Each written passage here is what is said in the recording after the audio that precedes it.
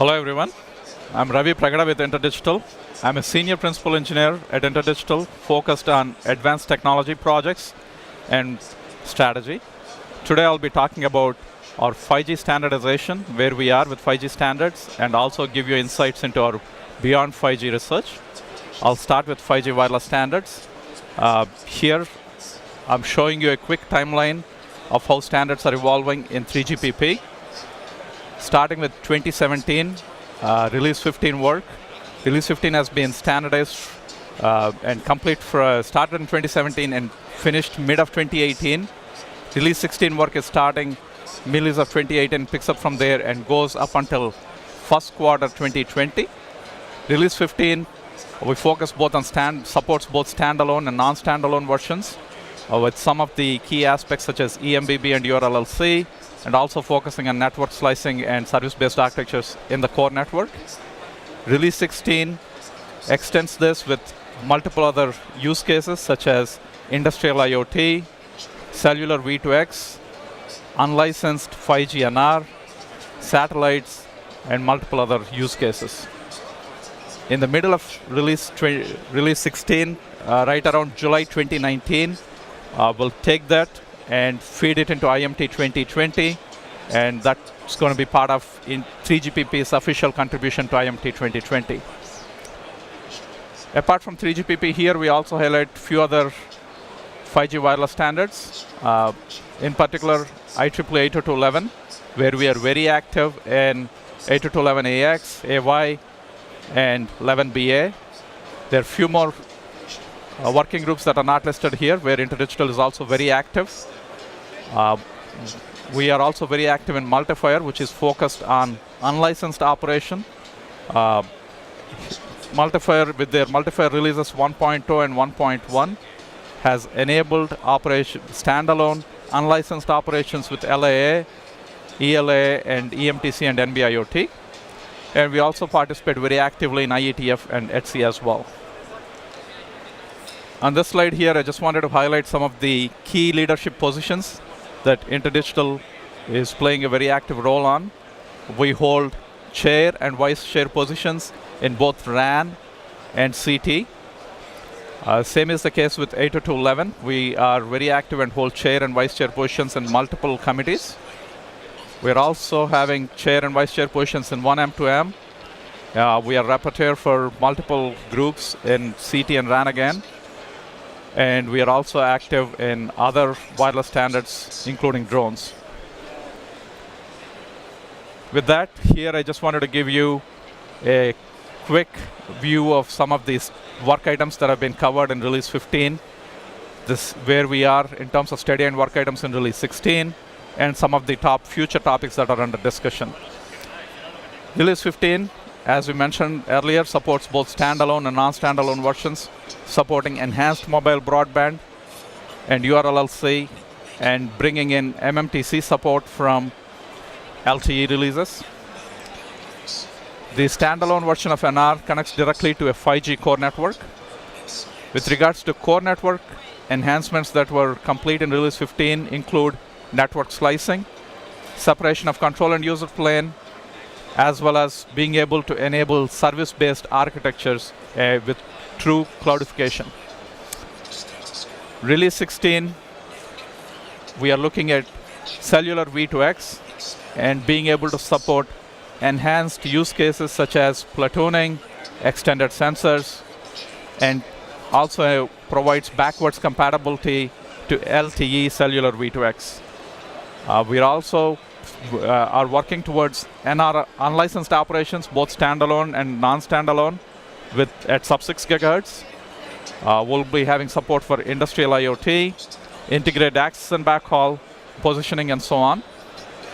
In the core network, we are also looking at enhancing the service-based architecture and being able to support 3GPP, private 3GPP networks, and so on.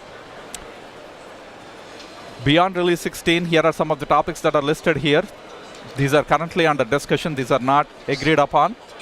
But we expect to see support for full autonomous driving, 5G broadcast, advanced spectrum sharing, and having additional support for 5G non-terrestrial networks. Currently, their work items, their study items ongoing on drones and multi-hop relays as part of release 17 in 3GPP. Here is InterDigital's view on how beyond 5G is evolving. We see that evolving in 3 phases. 5G soon. This is where, after release 16, the work in 3GPP towards release 17 and release 18, going until 2022-ish time frame, focusing on the standards roadmap that's been building on what 3GPP has already talked about. So here we see significant enhancements to both EMBB, URLLC, and MMTC operation. We also see further enhancements to multiple other use cases such as industrial IoT, NR-V2X, NR unlicensed, NR broadcast, positioning, integrated access and backhaul, and so on. At this point, we also see mature commercial scale deployments happening with enhanced 5G core. Moving to the right and getting into beyond 5G, here is where we see this beyond release 18 and forward, looking into release 19 and release 20. We believe here we will leverage the forward compatibility and the flexibility that's built into the 5G NR framework and evolve into newer technologies such as enabling full duplex, full-fledged satellite communication support, 5G millimeter wave unlicensed operations in NR, AI-driven spectrum sharing, distributed massive MIMO. With regards to the network, we see enhanced SBA microservice vision, where we look at AI-based intelligent dynamic networking and on-demand network slicing, device virtualization, and flattening of IP protocol stacks, going from the OSI 7-layer view to more in terms of 3 layers with new internet models. Looking long-term for beyond 5G, we think there will be a fundamental rethinking on how we do radio access and network design, being able to support terabits per second data rates, and having impacts of pervasive AI, ultra-low power designs going as low as 10 nanobit, and being able to support holographic, haptic, and tactile communications. We also expect to see new paradigm implications that take us beyond Shannon and looking at quantum communications and quantum networking. InterDigital is already engaged with our partners in collaborations such as Network 2030, ITU, EU, 6Genesis, and so on. So here I wanted to give you a bit more insight into our beyond 5G thought process. For simplicity, we have broken down some of the key areas that will drive beyond 5G into 4 quadrants. Starting from the bottom left, we'll talk about some of the applications and user experiences that we believe will drive the need for having beyond 5G systems. In terms of air interface, we'll talk about revolutionary transmission methods, enabling ultra-low power designs, and also being able to support terabit per second data rates. With regards to our network systems, we see bold new architectures and protocols that will break the traditional 7-layer view of internet and also provide dynamic control with AI. In terms of terminal architectures, we'll talk about how virtualization, we believe, will go all the way into the terminal and enable truly pervasive user experiences. So just to give you a feel for what sort of immersive applications that will drive this need for beyond 5G and 6G, for starting to look at the captivating virtual meets physical experiences where we are blurring the line between the physical and the virtual world, looking at applications such as volumetric video, 360-degree VR, MR, and truly holographic communications, leading into multi-terabit per second data rates and sub-millisecond latencies. For example, if you look at holographic communications, if you have a human who's 6 feet tall and about 2 feet wide, the expectation is that you will need somewhere between 4 and 10 terabits per second to enable truly holographic communications and give you this immersive and pervasive applications for the user. The other aspect that we think will be really interesting also is being able to enable extreme industrial automation. Here when you look at the control loop, you're looking at latencies as low as tens of microseconds, an order of magnitude lower than what 5G is capable of supporting today.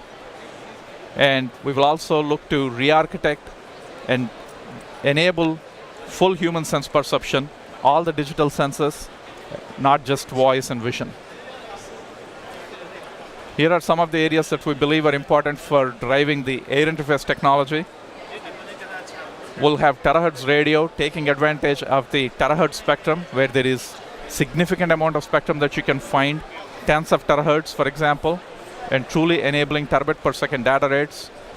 Advanced modulation and coding techniques become really important because we need to enable this on our terminals, being able to support ultra-high processing, and that becomes a big factor to support terahertz radio. Ultra-low power communications are significantly important piece where you start to have trillions of devices. With 5G, if this vision becomes true, if you have around 5 trillion devices, one can imagine changing batteries, 1 billion batteries per day, and that becomes very difficult.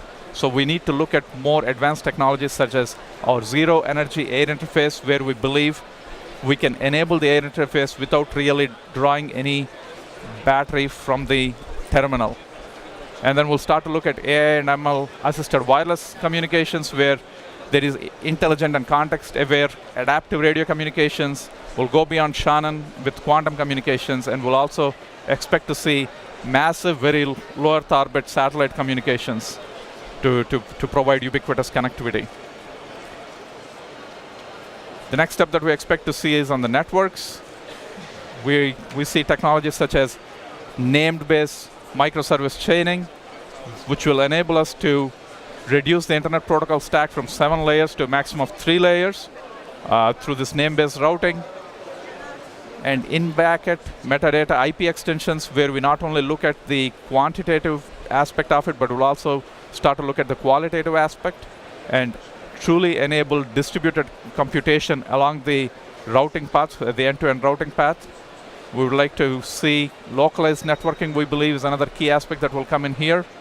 Quantum networking and AI-assisted dynamic control, and how you do your orchestration dynamically and enable resources, assemble resources for different tenacity and domains. Lastly, I would like to touch a bit on the terminal architectures themselves. We believe mobile function offloading will become important, not only in the network, now in the terminal, driving virtualization all the way into the terminal. We'll also expect to see memory structures being improved, where you go away from your linear memory access to deep learning structures.